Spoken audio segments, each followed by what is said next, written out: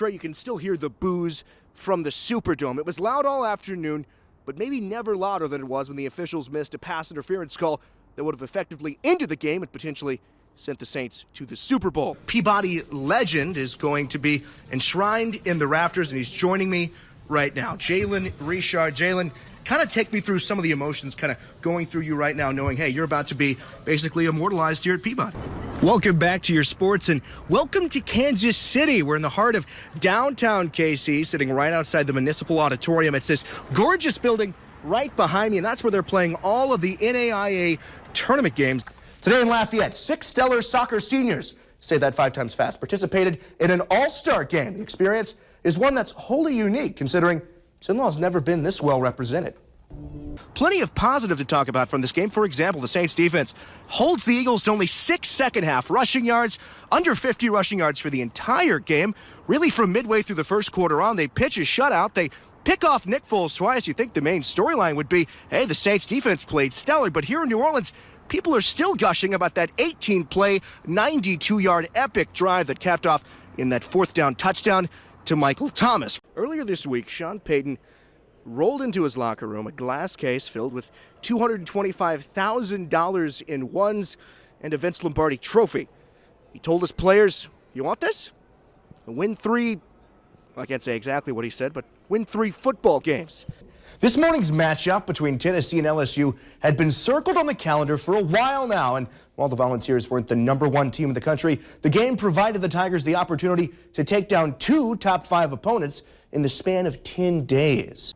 If you're trying to find an example of excellence in Central Louisiana football, well, look no further than the Manny Tigers. They defeated the Vidalia Vikings 35-0. 10 years ago, Saints kicker Garrett Hartley kicked a field goal in overtime to put the Saints ahead of the Minnesota Vikings and onto the Super Bowl.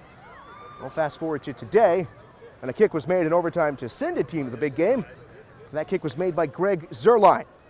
He plays for the Los Angeles Rams. A quiet start for the Brad Laird era for Northwestern State. In a game marred with discipline penalties and tons of mistakes, we're also no closer to figuring out who the quarterback is going to be for these Demons. You know, the games were great, as they always have been, but for the first time this season, I was at a game and it didn't feel like my face was melting off. Hey, it's funny you say that because, Trey, it felt better, but there were still like Falcon-sized mosquitoes at most of these games. In fact, the game I was at, I'm pretty sure I saw a mosquito pick up a small dog. Why was there a dog? I'm not even sure. It flew away with it. Not really. Okay, it's not that drastic. But these mosquitoes did not get the weather memo. That's too cool right there. They're shaking hands. Good sportsmanship. It's a part of the game, Trey. Pineville would score first in this one. That's Ben West. Runs it in from 3 yards out.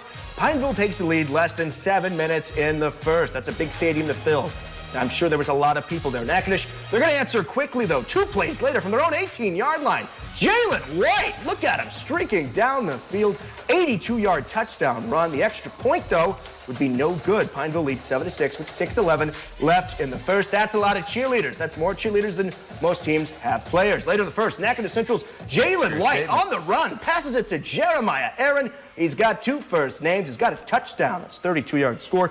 We're tied up 14 at the end of the first. Natchitoches would pull off the victory here, 54-35 over Pineville.